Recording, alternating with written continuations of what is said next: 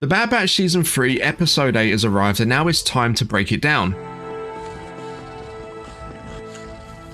Bad Territory has just dropped and in my opinion the show's going from strength to strength. Strap yourselves in as there's a lot to unpack here, including the return of a fan favourite character. Yeah, I don't like it. Whilst The Bad Batch as a show has always veered away from the main story from time to time, so far in Season 3 they've managed to keep these little detours relevant to the bigger picture. We're past the halfway mark now and in uncharted territory as no one outside Lucasfilm has seen past the first 8 episodes. It'd be great if you could leave a like on today's breakdown if you enjoy it and of course subscribe to the channel if you want to catch more. With all of that out of the way, let's get into it. You know, staring at your comm won't make Echo contact you any faster.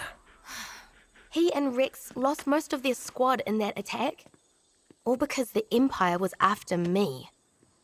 I have to do something to help them. You are, by staying away.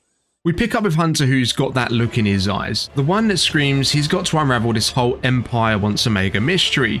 And what in the galaxy is an M count? Meanwhile, Fee's dropping suggestions like they're hot, pointing towards a bounty hunter chit-chat. Wrecker's muscles are tensing up and Hunter, he's got trust issues, but they're about to team up with a face from the past. Question is, can they play nice or is this alliance built on shaky ground? Cut to Pabu where Omega's fidgeting with impatience. She's itching to jump into the fray alongside Rex and Echo, ready to throw down for the clone fam.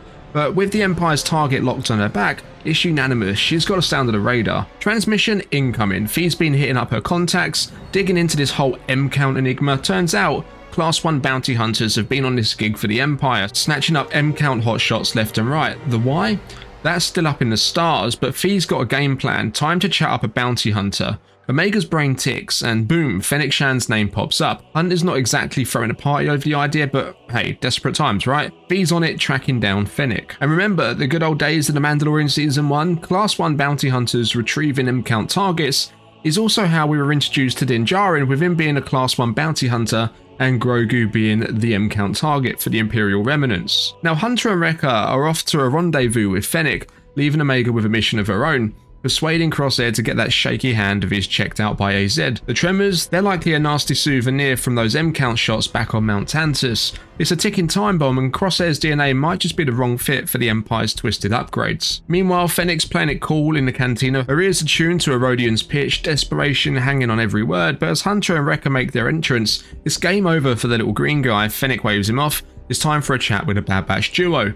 Fennec's not in the M-count hunting game herself, but she's got the intel on someone who is. She's willing to broker a meetup, but it comes with a price tag, one that's way above the clone budget. But let's be real, she's not after their credit, she's eyeing their skill set, she's done her homework, knows their dossiers like the back of her hand, and she's ready to cash in on their talents.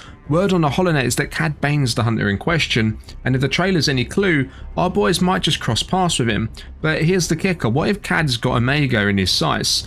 That's when the blasters come out and the chaos definitely kicks in. Meanwhile on Pabu, AZ's laying down some hard truths for Crosshair. His hand is a mess and it might never be the same. But it's not just the physical scars, it's the mental ones too. AZ's playing therapist, suggesting a little heart-to-heart could do wonders. But Crosshair, he's not having any of it. He's got walls higher than the spires of Topoka City and he's keeping them up. Aboard Fennec's ship, the stakes are high as she lays out the target, Silas Saris, dubbed the Slayer of Ordo Eris. This villain, with his praying mantis vibes, isn't just a small-time crook, he's the nightmare of the Haxion Brood's top brass. And for the gaming fans, that's a cheeky salute to you. Remember when the Haxion Brood snagged Cal Kestis, all because of a buddy's gambling blunder? It's those little Easter eggs that make the galaxy far, far away feel close to home. Now, picture this, the Bad Batch, notorious for their clone commando skills, now navigating the murky waters of bounty hunting. It's a fresh twist, and if they're to leap into another saga post this one, imagine the tales that could unfold.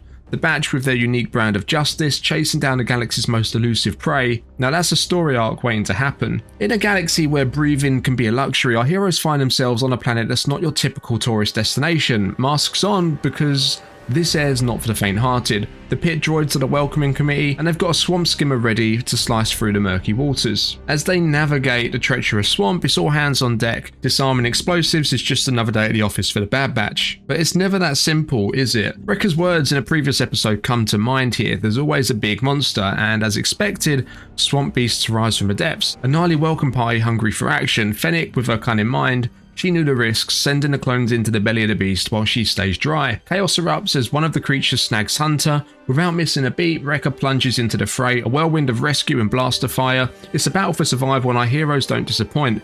With teamwork and sheer firepower, they turn the tide, sending the swamp beasts back into the shadows. The mission continues, but one thing's for sure, on this planet, danger lurks beneath every ripple. On the quiet world of Pabu, Omega stands by, her gaze fixed on Crosshair as he pushes through his training. The tremors in his hand, a relentless adversary. She's the voice of hope in his ear, insisting that even with the shakes, he's a cut above the rest. But for a sharpshooter like Crosshair, above the rest just doesn't cut it. His precision is his pride, and anything less is a bitter pill. Omega, ever the optimist, suggests that the solution might not be in his hand, but in his head. Perhaps AZ's insight about a mental block holds the key to steadying his aim. Meanwhile, in the shadowy corners of Sila's lair, Hunter, Wrecker and Fennec are on the prowl. The ambush is swift, Sila bolts for the underground, a desperate bid for escape. He makes a play for their boat, but Fennec, ever the strategist, is one step ahead. The confrontation is fierce, a flurry of moves and counter moves, but together, the trio manages to subdue the elusive Slayer of Ordo Eris. Their combined might too much for him to withstand. Another mission in the bag, but the journey's far from over. Now we cut back again to the serene world of Pabu, where Omega introduces Crosshair to the art of meditation. A skill she picked up from Wookiee Gunji in the lush forests of Kashyyyk. It's a practice steep in Jedi tradition, and here's where the plot thickens. Could this be a subtle hint that Omega and Crosshair might awaken to the Force? The theory's got legs. Both could be harbouring midichlorians. Nala Se's interest in Omega's blood, the Empire's experiments on Crosshair at Mount Tantis. It all points to a deeper connection. Those shakes plaguing Crosshair's hand, they might be the physical manifestation of rejected midichlorians. Meditation could be more than just a calming technique. It might be the catalyst for the midichlorians to harmonise with their new hosts. It's a facet of the Force the Empire's scientists, with their scanners and their data, might overlook, dismissing the mystic energy that binds the galaxy together. So as Omega guides Crosshair through the stillness, we're left to wonder, will they tap into the ancient power that's been dormant within? Only time will tell if the Force will emerge from the shadows in this season of the Bad Batch. Now Fennec guides the Bad Batch back to the Marauder, her voice steady as she assures Wrecker and Hunter that the intel they crave is on the horizon, just as soon as she hands off Sila to the eager hands of her client. But as the dust settles and our duo departs, Fennec's true colours flicker in the dim light of her console. A message sent into the void, a whisper of betrayal hanging in the air. She's playing the long game, and Wrecker and Hunter, they might just be the pawns. The silence of the transmission speaks volumes, and to me all signs point to Cad Bane. The notorious gunslinger's shadow looms large, and his impending arrival has been the talk of the HoloNet. If it is him on the other end, then the game's about to change. It's a galaxy of smoke and mirrors, and trust is a currency few can afford. And that wraps up our deep dive into the Bad Batch Season 3, Episode 8, Bad Territory. From the murky swamps to the inner turmoil of our favourite clones, we've journeyed through the shadows and emerged with more questions than answers. But that's the beauty of the Bad Batch saga, it keeps us coming back for more. Before you jet off, hit that like button if you've enjoyed today's breakdown, and don't forget to subscribe for more galactic goodness. Got theories? Drop them in the comments below. Let's get a discussion hyper jumping, and remember, for the freshest news and the spiciest theories, keep it locked right here. Until next time, may the Force be with you.